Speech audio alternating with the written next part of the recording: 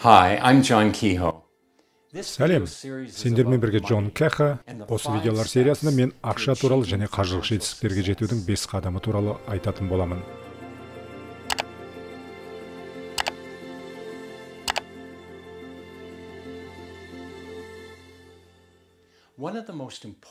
Жетістікке қол жеткізудің маңызды қағидаларының бірі бұл қаржылық тәуелсіздік пен қаржылық табысқа деген ұмтылысты тек өзіңе ғана емес, оның басқа адамдарға берер жақсылықтарына бағыттау деген сөз. Мен мынандай сөздерді қолданамын. Менің жетістігім көп адамдарға көмектеседі, ал сәтсіздіктерім ешкімге де көмектеспейді. Сен өз өміріңде қол жеткіземін деген қаржылай молшылықты ойлайтын болсаң, онда оның өз отбасыңа қандай көмегі болатынын, өзіңнің ортаңа қандай көмегі болатынын, және өзге адамдарға қандай көмегі болатынын ойла. Себебі біздің түп санамыз біздің басты құндылықтарымызға сай келетін мақсаттарға өте күшті әрекет етеді. Бірінші тармақ. Жетістікке басқа адамдарға көмектесу үшін ұмтылу қажет. Білесің бе, қаржылық жетістікті әр адам әртүрлі түсінеді. Мүмкін сен үшін ол миллиондаған долларлық табыс табу болып табылатын шығар. Мүмкін шағын бизнесінде орта бизнеске, немесе тіпті үлкен бизнеске айналдыру болып табылатын шығар. Мүмкін дәл қазір сен қиын кезеңді бастан өткеріп жатқан шығарсың. Сондықтан қаржылық жетістік деген сен үшін жұмыс тауып, есеп шоттарды төлеу болып табылатын шығар. Бірақ сенің қаржылық мақсатыңның қандай екені маңызды емес, себебі неге ұмтылсаң да, сен оған қол жеткізесің. Мен мұны тағы бір рет қайталаймын. Себебі жетістікке жетудің тағы бір кілті мынадай. Сен нені қаласаң, соған қол жеткізе аласың. Сенің ақылың, сенің жетістігінің кілті. Бізде өзіміздің басымыздан өтіп жатқан жағдайларды бақылауда ұстайтын мүмкіндіктер жоқ.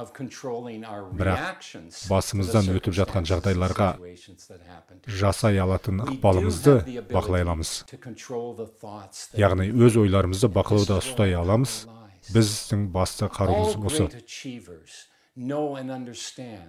Жетістікке қол жеткізген ұлы адамдардың барлығы адам ойын бақылауда ұстап, бағыттай білетін болса, және күшті сенімі болатын болса, олар үшін бұл жетістіктің кілт екенін білген. Кейбіреулерінде бұл табиғи түрде жүреді, және олар мұны еш ойланбастан жеңіл жасай алады. Бірақ көп адамға бұл үшін жақсылап жаттау керек. Бұл жерде сен өз ойыңды жетістікке жету үшін жаттықтыратын боласың. Көрдіңіз бе, бұл қалай жұмыс істейді? Бізде ақылдың екі түрі бар. Сана және түп сана. Сана ойланады, ал түп сана энергиямен және вибрациямен жұмыс істейді. Ендеше сен өз ойыңмен не істей аласың? Яғни образдарды қайталау арқылы оларды түп санаңа жазып тастайсың. Ал олар түп санада белгілі бір жиілікте, белгілі бір энергия мен вибрация жасап, саған өзің қалаған нақты бір жағдайлар мен ситуацияларды тарта бастайды. Бұл радиостанцияны бұрап, радио толқындарды іздегенге өте ұқсайды.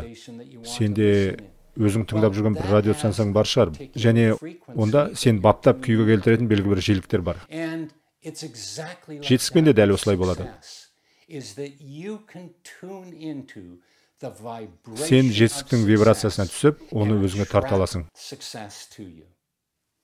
Енді әрбір видеода қаржылық жетістікке апарар жолдың бір қадаммен бөлісіп отыратын боламын. Бұл үшін қолыңа блокнот пен қалам алып, барлығын түртіп жазып алып отырғаның абзал. Әрбір видеода нақты бір тапсырма мен жаттығулар болатын болады, және сен солардан орындауың керексің. Осылайша сен мұны тек эксперименталды тұрғыдан ғана алмайсың, сонымен қатар оның энергиясы мен вибрациясын сезінетін боласың. Ендеше келесі видеода барлығы жігер мен қиялға, яғни көз алдыңа елестетуге байланысты болады. Сонымен қатар қиял мен жігер бір-біріне қарама-қайшы келгенде не болатынын да көресің. Қиялдың рөлі өте маңызды, ол әрқашан жеңіп кетеді.